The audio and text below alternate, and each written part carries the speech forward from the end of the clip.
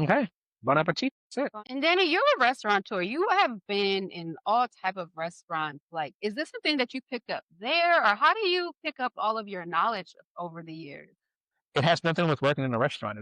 It's being from New Orleans. In France, they say a votre santé. Since we're drinking French wine, a votre santé. A votre santé. And then you reply, à la vôtre.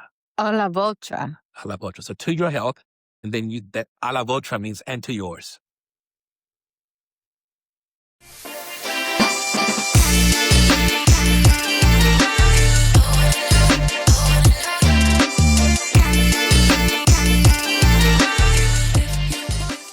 Hello, everyone, and welcome back to Creative Conversations. I'm your host, Denise Upshaw, and I am here with the one and only Danny Davis. Danny is a New Orleans native, but he lives right here in Houston. Danny is a world traveler, a level 3 sommelier, and let me tell you, he's one of only 42 Black level 3s in the country. He loves to cook, but this isn't just something that he does as a hobby. This is his passion. This is his ministry. And so today we are here, and Danny's going to show me a thing or two about putting together a quick little meal within 45 minutes. You know, I'm a busy woman. So Danny's going to teach me today how to make something amazing, delicious, and healthy within that time frame. And not to mention, we're going to do a little pairing with some wine. So Danny, tell us what we're making today. So today we're making a roasted root vegetable salad. It's the fall time and root vegetables are plentiful. So we're going to be making a salad that's going to consist of roasted beets, sweet potatoes, carrots, red onion, and parsnips. Mm. So seasonal vegetables, right? That's what I hear is the healthiest, like to get them right when it's like when they're in season and fresh. Seasonal root vegetables. So something that our grandparents did that we just got away from is actually being farm to table. And I love that within like the last 15 years, everybody and their mom has like a local garden and everything. And every restaurant that you go to in Houston or even across the country, they claim to be farm to table. But I distinctly remember my great grandparents, no matter what time of year it is, they had a massive garden in their front yard. And my papa would be out there, tomatoes, onion, garlic, all the things, harvesting all those fresh every single day. Right. Yeah, so I'm glad that I get to, chef it up with you in the kitchen, and we have all fresh ingredients here, y'all.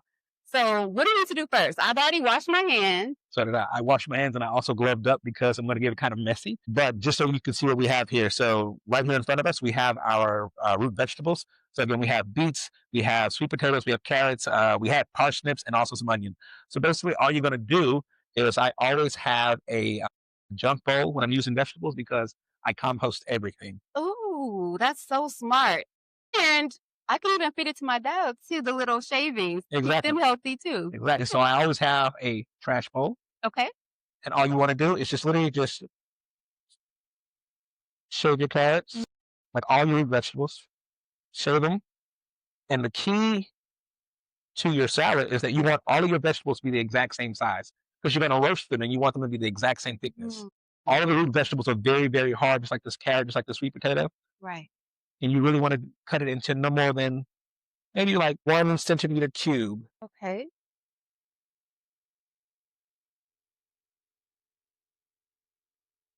And I'm noticing that there's a flow, there's a rhythm to your knife work. What is that? What is that rhythm? Before I even get too much into it, let me put my apron on because, I'm coming straight from work. I'm going to be still in my work clothes, and I want to make sure that I am, not messing up the outfit.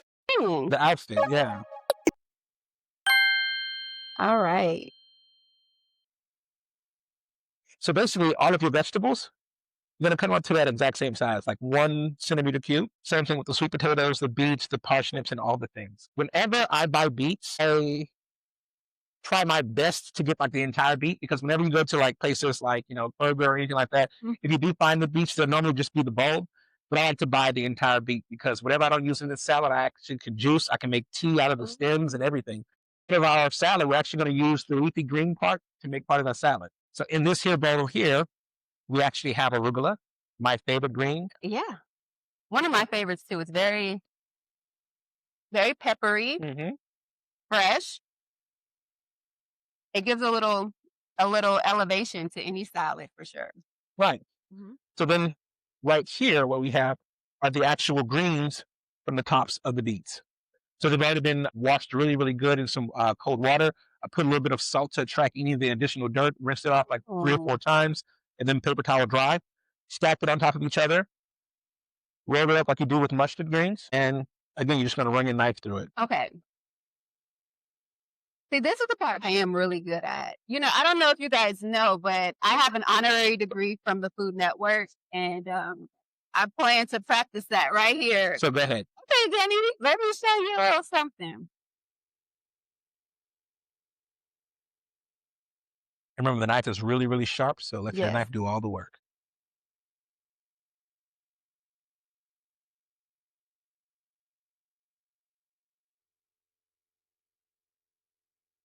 Okay. How was that? Oh, Perfect. I'm going to put that. I'm just going to take this little bit right here. When my knife's there. yeah. Nothing goes to waste. Nothing. Okay, cool. So we already have our greens right here. So we have the arugula, we have the tops to the turnips. I mean, not turnips, to the beets in there. So we have that salad going right there. Here, what we have are all the roasted root vegetables. So again, sweet potato, carrots, beets, parsnips, and then I even do a large red onion, and I cut them all into 1 centimeter cubes. And you want to put all of that into this one bowl. Almost like the size of hash brown, Yeah, right? yeah, Yeah. Okay. yeah, almost to the Great. size of hash. I also like to put some pecans in there. Why? Because I'm from New Orleans. So I put like a handful of pecans in there. And then the next thing we're going to do is we're actually going to make a balsamic vinaigrette dressing. How does one do that? Okay, so when we're making a dressing, I like my dressing to be oil based and Okay. not mayonnaise based. So when we're doing a balsamic dressing, that is oil based, right? It's a vinaigrette. Yeah. The key word there is vinegar. It's always going to be vinegar and oil. So yes, this is definitely oil based. Awesome. Awesome. And I see that you're using like a little honey as a sweetener. Okay, yeah. So first of all, the olive oil that I'm using is actually a good friend of mine's olive oil. His name is Kenneth Edwards. He owns a vineyard right outside of San Diego, and he grows Zinfandel grapes. He grows citrus fruits. He grows Wow. avocados, and he grows olives. And so this is from the Blue Door Winery or Blue Door Vineyard. And so he sends me olive oil fresh every like 3 months. Oh, I cannot wait to taste this, y'all. So yeah, so So let me ask you, because I like the avocado oil too. So what would you say is best for the vinaigrette? I mean, it's a matter of taste. Okay. When it comes to avocado oil, like there's a different feeling on the palate. So when it comes to being like a sommelier, it's more than just like the different flavor profiles and whatnot. Like Right. the way that I teach wine to people and even with food to people is about the various textural sensations that you have on your palate. Imagine when you're eating avocado, how smooth and silky that feels in your palate. That carries over to the oil. It's the exact same thing with olives. The brininess or even like the more textured feeling of the olive that carries over into the oil. Same with wine. If the grapes are very pithy, very fibrous, that carries over to the. Okay, that makes a lot of sense. So I want to taste before you even put any season or any extras. Can I taste the olive oil? Sure. Okay. Put your finger right over here. Okay. My hand's clean. This tastes really fresh. And it doesn't have that like lingering taste to it that we kind of get sometimes when it's manufactured or overly processed. Yeah. It tastes really fresh. Yeah, it's all cold pressed. Mm. And I get it shipped to me in a box every 3 months. And he actually collects citrus from his garden. And so he'll have like a couple bottles of the oil, a couple bottles of wine, and then he just has it with citrus all throughout. And that's my care package from California every quarter. Wow. How long does it last you? Because I mean, I'm sure you're cooking with it all the time. So how long? I get maybe 2 bottles every 3 months, but like I don't waste it on people that don't have an appreciation for it. So there's. Listen, we fine dining over here, y'all. So I have an appreciation for it. So we're uppity. So what you want to do to make your own balsamic vinaigrette, Yeah. you want to do equal parts olive oil, balsamic vinegar. So go ahead. Okay. Do probably about a third of that. A third of this? Yeah. Tell me when. That's good. And then equal parts Vinegar. It becomes a vinaigrette when you add it to the olive oil.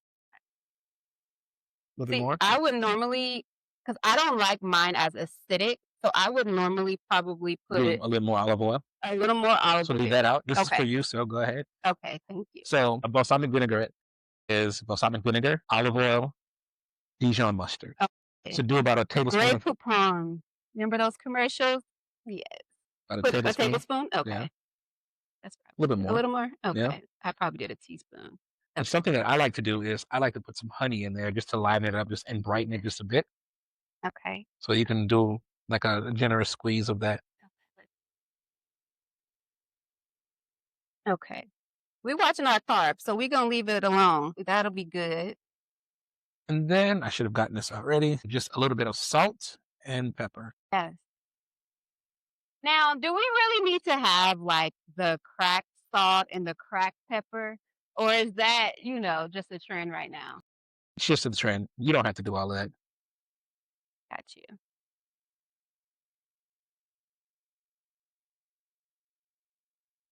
Hey, I'm just gonna do Yeah.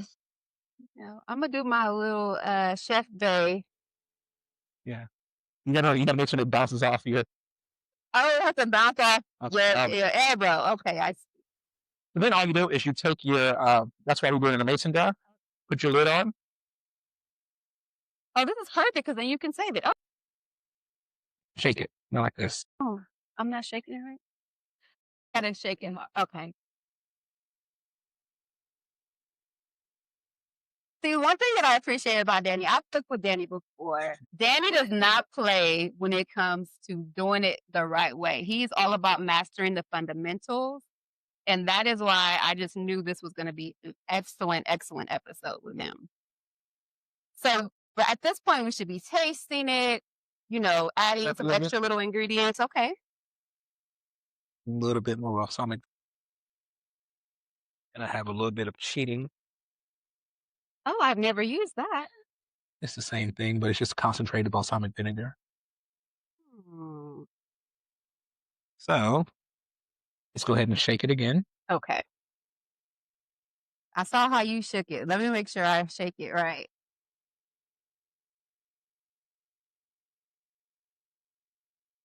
Was that okay? Yeah, that was okay. Just taste it.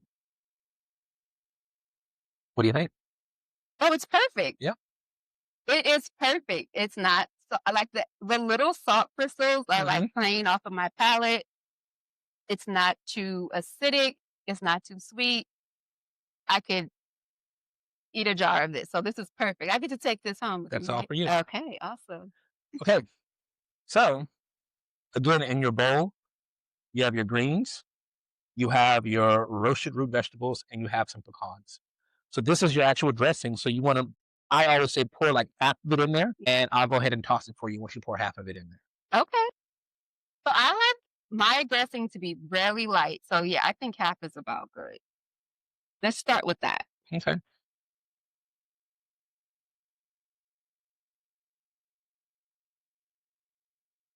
It's going to use a little bit more.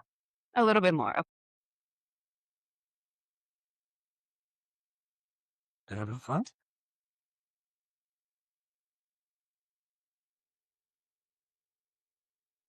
Now, normally when I make this salad, like for parties and everything, I make it as a little smaller salad and then you serve on a saucer. But for tonight's purposes, Denise is going to actually eat this as her dinner. So I'm going to make it more of a substantial salad. So she'll have a larger portion, and we're going to go ahead and saute some or seal off some tiger prawns to add some protein to it.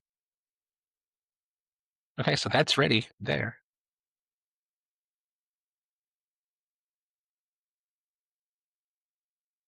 So what I like to do now is I would like to remove this stuff from here, get some plates right here, and like actually like put it on the plate. Okay. And so then we'll put on the plate. I'll do one, and then you'll do one. So you want to go put some gloves on? Yes.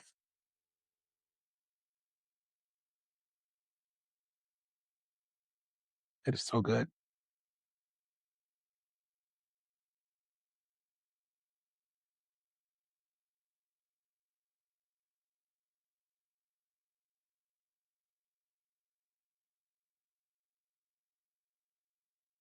So we'll go ahead and plate the salad up, and then we're going to go over and sear off the prawns. Okay. Okay. That sounds good. Okay, so now we're back. We've cleared the area a little bit and we are ready to plate the salad, right, Danny? Correct. Okay. So whenever I'm telling anyone or teaching anyone about plating, I always tell them that you want to actually come, especially with a salad, have gloves on and whatnot. But you want to come and like pounce onto the plate. Okay. Just imagine yourself as being a tiger and Right. pounce. So don't use the tongs. Like Don't- really get in there with your hand. I mean, think about it this way. Normally, when I'm doing like caterings like this and whatnot, I would have this entire counter covered with plates. Yeah. So I'm literally having like one of those gigantic silver bowls like this, and I'm literally just coming and I'm going boom, boom, boom. Tongs gets in the way. Yes. Just like we would see like on a show, right? Done. Like the sous chef. By the way, what is Yeah. the name of our episode? Chopped and Sous'd. Chopped and Sous'd. So I'm the sous chef today. He's teaching me how to sew it up. Okay. And again, normally the salads would not be this large, but this is going to be their dinner tonight, so it's going to be more of a substantial salad. So what I like to do is I want to make certain that I have a little bit of everything in there. I want to keep it very tight together like that. Remember, I said you want to pounce on it. So this is the plate right here, and I pounce on the plate right in the middle, like that. Oh wow. Beautiful. Okay? Okay. Now you go. Okay. Let me get my hands in there. Close it like a Yeah. claw. Yeah. There we go. Man. Okay. I get it. It's still okay. beautiful. It gathers in the middle. Okay. It gathers in the middle and I can wipe off the edges if I Yeah, need. exactly. That's why you have those towels right there. So then you get a couple more of your pecans. Okay. Dress Doesn't it this in. look beautiful? I mean, this looks gorgeous. So dress it on the top and around the plate. And around. There we go. A little bit of goat cheese. Same thing. I always like the top and around. So take this and just sprinkle a little bit. Right. So I always use like concentric circles whenever I'm dressing anything like that. And you Okay. see how my thumb is going like this as I'm doing it? Oh, okay. I don't So want just anything. a little bit is Yeah, now coming. move on to the outside because you want. Okay. You don't want too much. No, good. Just you good. You That's good. fine. You just want to move in concentric circles when you're doing that. Okay. Okay, that's good. This is beautiful, Danny. Right. And put that to the side. And Okay. so the next thing we're going to do is going to go ahead and sear our tiger prawns. Okay. We are gonna sear our tiger prawns. Ooh, these are gonna be beautiful. Okay, so what should I always feel like I put the stove too high. So what should it be when you're searing? So first of all, Yes. if you look at the tiger prawns, I peeled them, I deveined them, I've rinsed them off and whatnot, and then after I've done everything, I get paper towels and I pat them completely dry. In order for it to get a solid sear, the meat, the protein has to be completely dry. It's the same with steaks or anything else. If it's too wet, if it's too wet, it's actually going to like stew and it's not gonna get that crunch, that crispy edges to it and everything like that. And again, you literally just want it to get a good sear on each side and then take it off. And that carryover temperature is going to make sure that the shrimp is perfect. It's going to be firm and tender at the exact same time. Okay, great. The water's I'm not patting it dry. So Right. the butter is for what, Danny? Like I love to do So whenever I'm searing any type of seafood, Mhm. I don't ever just cook it in oil or in butter. I like to do a combination of both. So I always put olive oil down first Yeah. because you want an oil that's going to not really affect the flavor in a negative manner. If you use like any other type of oil, it's going to be very overpowering. So you want a lighter Okay. oil and everything like that. But you also want the decadence of butter. Shrimp, like when you go to any restaurant, it's always like, even if it's grilled, whatever, they douse it with a little bit of butter and everything, and then they grill it. So what you want to do is you want to get on a medium high fire or temperature or stove, whatever you want to Yeah. do, medium high. I always just use my hand and just let it hover right above the oil, make sure that it's completely dry. Because if there's any moisture, it's going to burn me. But just to go ahead and get the temperature where it needs to be. And then once that oil gets to where it needs to be, I'm going to go ahead and put probably about a tablespoon of butter in there, move it around the skillet. And then once it starts to like pop a little bit and everything Yeah. like that, I'm going to go ahead and put my prawns in there. And again, they're very nice sized tiger prawns.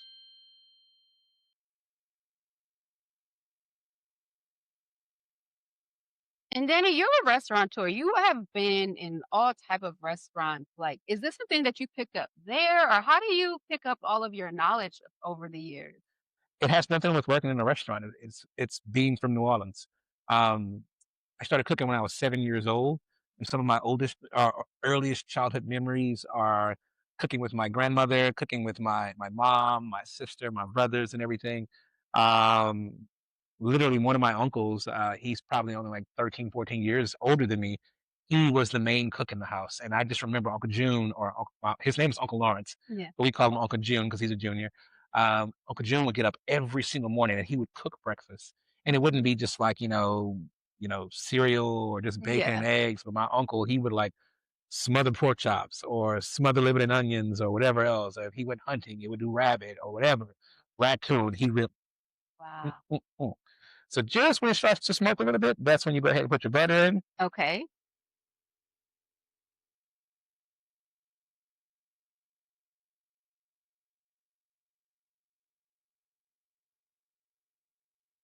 And I just do this so I can go ahead and get it to melt quickly.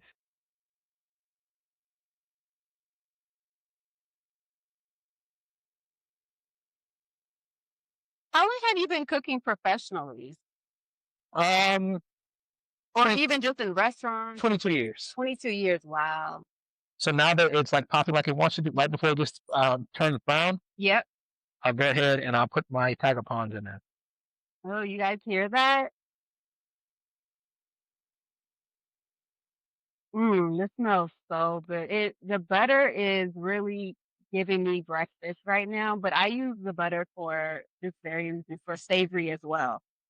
And I know we're gonna do some pairings, some wine pairings. Hmm. Um, I'm very curious to know, how do you pair with a seafood versus a steak or a lamb? I actually pair it the exact same way.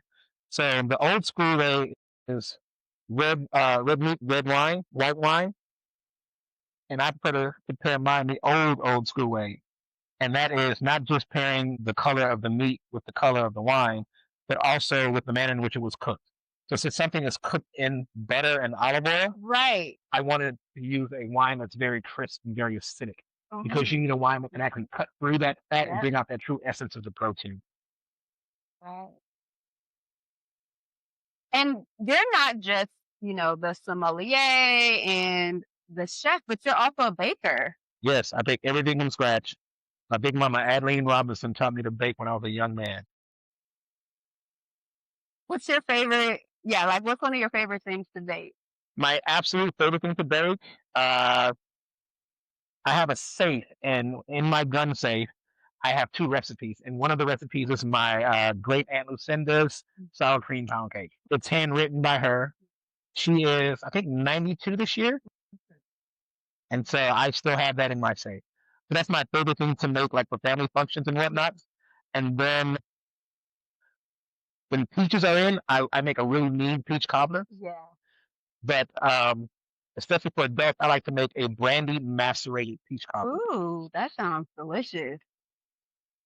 One of my favorite, absolute favorite things that my mom used to make is socket to me cake. Hmm. And I used to, help her with mixing, and then I get to have the mixing spoons afterwards and lick all the icing off of it. And there's something that's just very warm and loving when you're cooking with family, right? Exactly.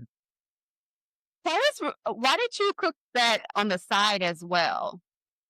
It's just because the shrimp are very, very large. Like I said, they're tiger prawns. So you want there to be a little bit of translucence in there. So the shrimp itself is still very firm, but when you cut into it, you're going to see that it's going to be cooked all the way through. Okay, great. Okay. So it adds just a little more cooking through. Oh,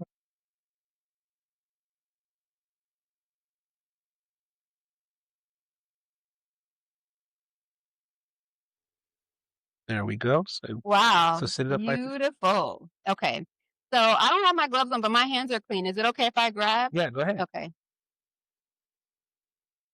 Okay. So what am I You doing want to right sit it. and wrong? You just want Okay. to sit it in there. Okay. So with the tail Yeah. almost touch.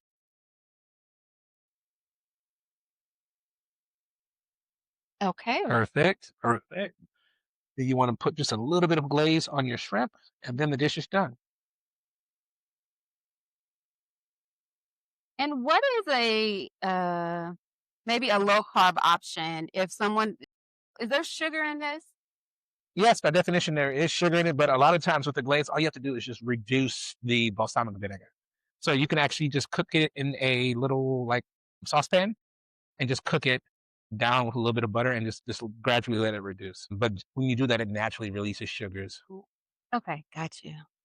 This looks beautiful. I really put a cut on that little pecan in mine. Okay.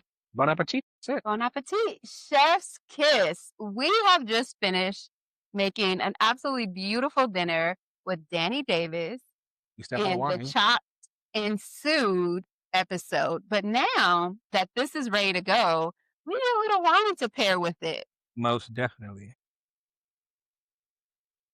I actually, one of my passions is not just educating people about wine, but educating people about obscure grape varietals. I can honestly tell you that, being knowledgeable about wine in different wine regions has opened so many different doors for me. I've at times been the smartest person in the room or at a table because I can tell, oh no, we're going to pair this with that, and the next course this and that, and no, oh that region had a bad year this year. Oh no, we're not going to order.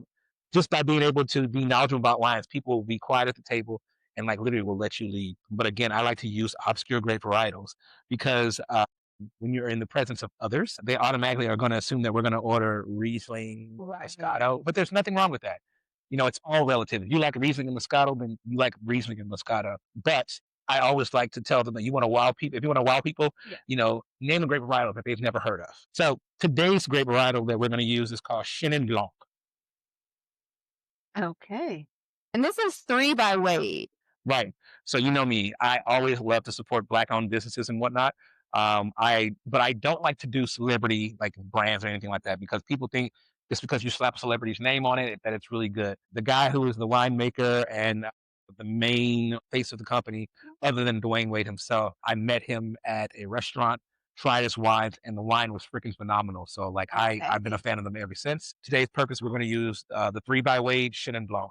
Chenin Blanc is a grape varietal that's normally found in the Loire Valley within France. The Old World, and what I mean by the Old World, I mean Europe. The actual land itself has more provenance than the actual grape varietals. What does that mean? It means that people automatically assume that if we're drinking wine, white wine from the Loire Valley, it's either going to be Chenin Blanc or it's going to be Sauvignon Blanc. And if it's Sauvignon Blanc, it's going to be called Sancerre from the village of Sancerre. So they actually have laws throughout all of Europe that mandates that certain grape varietals can only be grown in certain villages. It's not like that in the United States. In the United States, we can actually grow like Cabernet Sauvignon anywhere you want to. You can grow, Pinot Noir anywhere you want to. But in France, like for instance, if you go to the village of Burgundy and it's red wine, you're going to know 100% of the time it's going to be Pinot Noir. And if it's white, it's going to be Chardonnay. If you go to Cote d'Aron and you drink red wine, it's going to be a blend of mainly Gias and Grenache, Syrah, and Mourvedre because that's the law in France. So Chenin Blanc is a grape varietal that typically is very high in acidity. But what 3 by Wade does very well here is that they actually effeminize the wine by actually aging it in French oak barrels. Whenever you age any white wine in French oak barrels, it goes through a process called malolactic fermentation. The key word there is lactic, lactose, the sugar that's naturally occurring in dairy products. Mhm. So whenever they say that a wine is like buttery or creamy and everything like that, typically it's because it's been aged in French oak and it goes through that process, malolactic fermentation. It's the exact same thing when you age red wine in French oak barrels. It also goes through malolactic fermentation, but rather than having buttery notes, it has Right. caramely notes. And do they also do that with scotch or, I know that scotch can only be called scotch when it's coming from Scotland, but do they use those same type of It's barrels? the Okay. exact same thing. They actually age it in French oak. You even will have some liquor purveyors that will actually use cedar or different types of wood, and they'll even below the inside of the barrels to go ahead and enhance those Oh, flavors. I never knew that. They don't teach that at, Wine and Co. and, all the little spots. So, okay. So let's go ahead and open up the Chenin Blanc. Trusty wine key. whenever people are serving you wine at a restaurant, they're going to go ahead and they always show you the label, and they should always repeat to you, the 2022 3 by way Chenin Blanc. That's the one. Verify that it's the exact wine that you ordered, because sometimes the wine prices are different between vintages. Right. So the vintage is the year that 4 things happen. The grapes are grown, crushed, bottled, and stored. All 3 of those things have to happen in that 1 year for that to be the vintage. So they say that so you know that you're getting the correct vintage. Then they'll go ahead and they offer you the cork, right? Oh. So when they offer you the cork, this is how you know if your man knows wine or not, or if they sniff it, they don't know what the hell they're talking about. All they're sniffing is cork. The purpose of them handing you the cork is so that you can see that the cork has not been compromised. So if you see this is the actual side of the cork that has touched the wine itself, this has not touched the wine. So if it was red wine, even though it's white, you can tell too.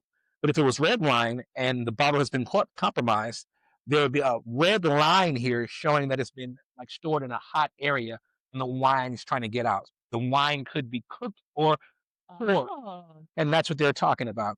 Doesn't mean that it is, but the reason why they hand you the cork so you can actually just touch the cork, inspect it, and make sure that there's no white marks on the side, and then actually just touch it to see that it's firm and not brittle.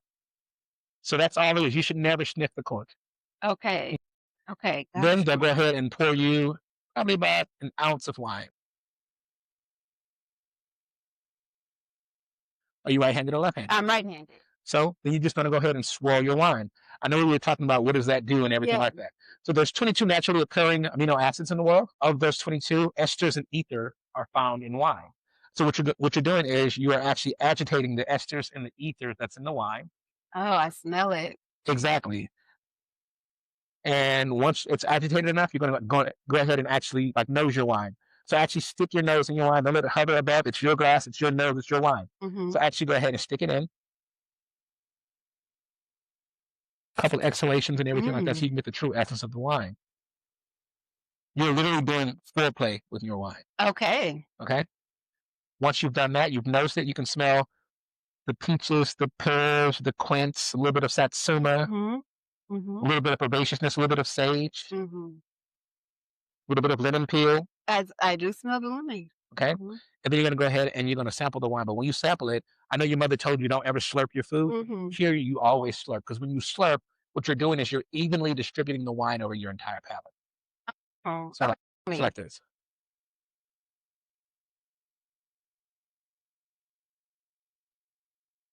Tilt it. Tilt your head. There we go. And slurp. There we go. As you're sipping it, slurp it. Exactly. And you see when you do that, how it goes over your entire palate. And it forces the wine to hit every single area that it should hit. This is really good, by the way. Right. So remember we were talking about that acidity, right? Yes. So the reason why you want to pair this wine with shrimp one of your shrimp fell down. The reason why you want to pair it with this is because shrimp by nature is very fatty, and you cooked it in butter. So you want that acidity to actually cut through that. You want it to cut through the balsamic vinaigrette, and you want it to pair well with the goat cheese. Okay. That sounds amazing. Danny, let me ask you something. What is something that you would tell your younger self? My younger self. I would tell my younger self, do it now. Don't wait. Do it now. Don't wait. You guys hear that? And on that note, stay in the light, y'all. Thank you for joining us. Cheers. Cheers.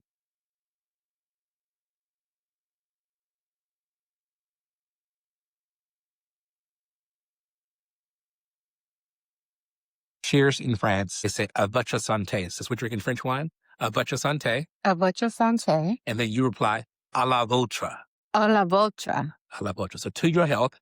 And then that à la vôtre means and to yours.